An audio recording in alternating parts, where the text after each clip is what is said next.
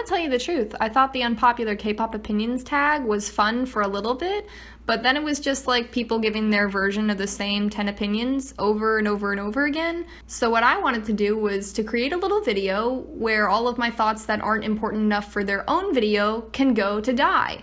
So welcome, ladies and gentlemen, to my Kpop Confessions. These aren't really gonna fit into the unpopular K-pop opinions category because it's observations and analysis and tiny little everyday thoughts, because that's the name of the game, folks. K-pop is an industry ripe for analyzing and stripping down. So let's eat the meat.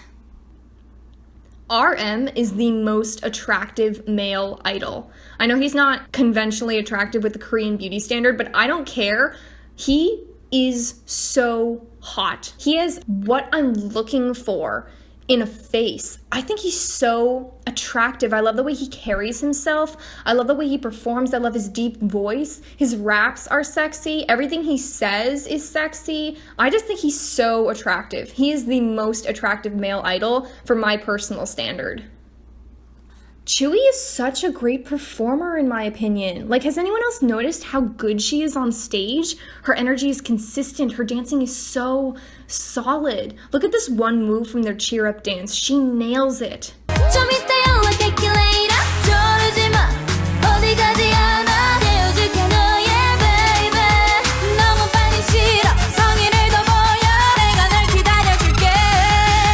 God, she's so graceful. Group names are absolutely bonkers at this point. It's actually really funny. What is Fromis9? What Fromis _9? And then there's G idol with the parentheses. And I don't care if it's pronounced idol. I don't care if the G is silent. They released it that way. It's being pronounced that way until the day I die. Izone instead of Izone, which would have been so much simpler and would have definitely fit in with the whole 101 thing that they're doing with all the different band names, but Izone with like the little asterisk, like what is that?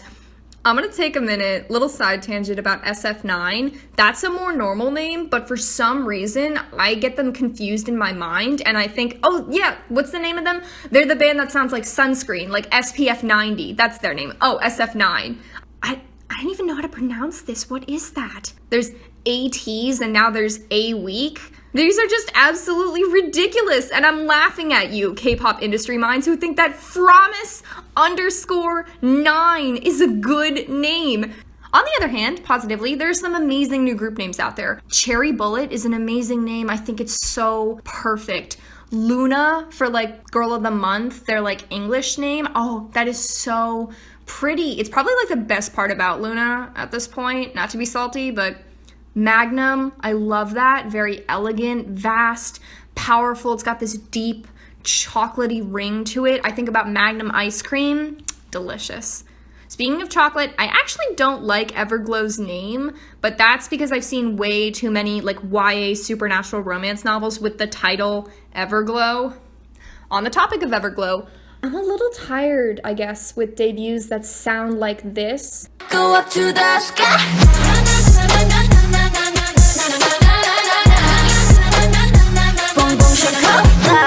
I was really into the song until the chorus, and then, if I'm being like brutally honest, I kind of dozed off. It's just unoriginal. There's so many songs that sound like this. And all the vocalists they don't really sound very different from each other, or if they do, their strengths aren't being utilized in the slightest. But I do like that everyone gets a decent amount of lines, so I guess I'll keep hoping. Yeri from Red Velvet is one of the best K-pop idols ever. Her humanism is so awesome because the industry does its best to carve off any remaining realism from idols because humans have flaws and idols shouldn't. But Yeri is very personable. She seems approachable and she brings this very needed sense of humanity to Red Velvet. Which is not to say that the other girls are cold or plastic or anything like that, but Yeri brings out the human side of Red Velvet and she makes the other members laugh. They all seem to really love her so much, and I just love watching her on stage. She seems to be like just having a good time. I love her so much.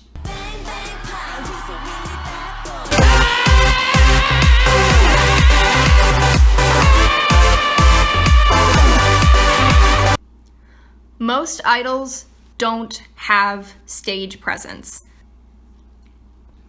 Most idols don't feel like performers. They feel like show dolls that are told exactly how to perform. And so I find many K-pop performances boring or even borderline unwatchable, which is sad because I know that the idols work really hard and that it's difficult to perform. And even though the work that they're given destroys stage presence for the sake of perfection or attractiveness, I kind of want to respect the work they do, but the performances are just so bland.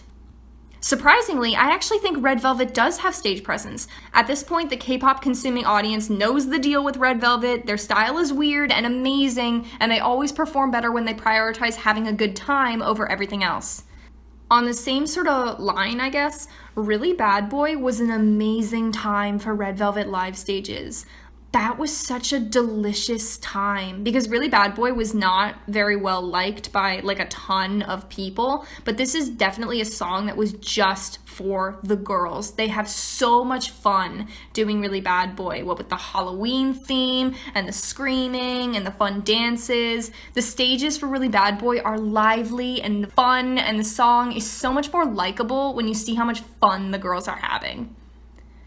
It's kind of the same with BTS's Idol, because it seems like that's a song that's also just for the members to genuinely enjoy performing. Although Man definitely takes the cake for most fun live stages from the Love Yourself series. Let me say all the power,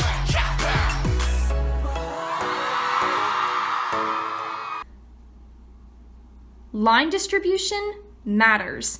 If you train and finally debut, but only 2 people in your group get most of the lines, or you're the only one with 1 line, you're being screwed out of your career. Because what's in store for you at that point?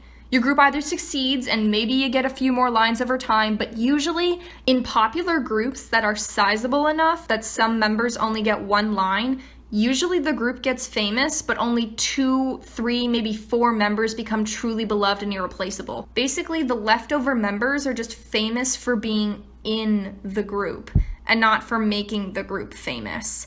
And all groups disband, I guess except for Girls' Generation, but once a group disbands, even if they were popular, the members who didn't get lines or spotlight basically have nowhere to go. Fans of K-pop get attached to people, not music, and that's part of why the industry is so messed up, and the members with the most spotlight are secure in getting a future. Basically, companies shouldn't debut people that they don't intend to use.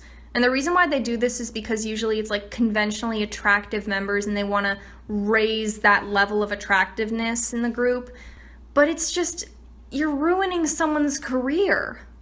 I really don't like when people try to justify the amount of lines that Shuhwa doesn't get by saying, oh, she doesn't speak Korean, which she does, or she asked for those small lines in Senorita. God, I saw someone online say that she wanted those little ohs because people had made fun of her for only saying la ta ta during debut and she wanted to spite them. Where does that make sense? Oh yes, please, I want to be the excluded member and not use my skills just to show some online people that I'm still not getting real lines, that they were right. Like what? Where does that make any sort of sense? Clearly, even if she isn't fluent in Korean, she understands enough. I mean, look at Han. Also, she can record a song and not speak the full language. She's not stupid. It's one thing for us all to be angry as consumers that someone is clearly being screwed out of their career, but it becomes a big problem when people who they are trying to make money from start defending the choices that basically end people's careers before they even begin. Okay, let's get into some real confessions. This is the thirsty hour. K-pop idols who are less cute and more mature are so much more attractive to me. Hwasa from Mamamoo, how is she the maknae? Like, she is so my style, you know what I mean? Like, I love her whole, like, Beyonce level. Like, she is so confident and great. Sunmi has this very put-together beauty. She doesn't play at the little girl stuff. She's so attractive. It's fine if you're a cute idol. I've got no problem with that. Like, it's adorable and everything, but just that more put-together, mature, rich CEO look that so many of them have. This was the first shot I ever saw of Mamamoo, and I was like, there's my type, that rich CEO want to go stay at my apartment in Venice kind of look. I don't have a rich kink. I have a Hwasa kink. That's what I'm saying. God, she's so attractive. Also, like, Irene, you know what I mean? Like, Irene is obviously attractive. Like, everyone knows that. But the way she carries herself, and that one outfit from Bad Boy when her hair was up and she had the thigh-length dress with the long sleeves, like, SM stylists are good. I will give modern K-pop that. SM stylists have got it down. Oh, there's so many attractive idols out there. These videos should honestly just be why I find certain idols completely overwhelmingly hot. Oh, that would make everyone a lot happier, probably. And this isn't meant to be like, oh, yeah, they're sexy, they should take their clothes off for me or whatever. No, it's just like, I don't know, that mature, confident aura. It's so attractive to me. And part of the reason why I like K-pop is because idols are such masters of their aura. People who just carry themselves well, like, I used to be afraid of that, but now I just love it. I'm so attracted to it. It's wonderful. And the fact that there are a lot of idols out there who are really confident with themselves, or at least really confident on stage, who have expressed that they enjoy feeling like that and they enjoy that, like, rush to it, I love that. I think that it's a win-win for everybody, but mostly me. That is what I have for now, ladies and gentlemen. Let me know if you want to talk about stuff in the comments. I would love to talk to you. I have exactly no friends who listen to K-pop. It would be great to talk to even one person. That would make my day. All right, I'll see you guys later.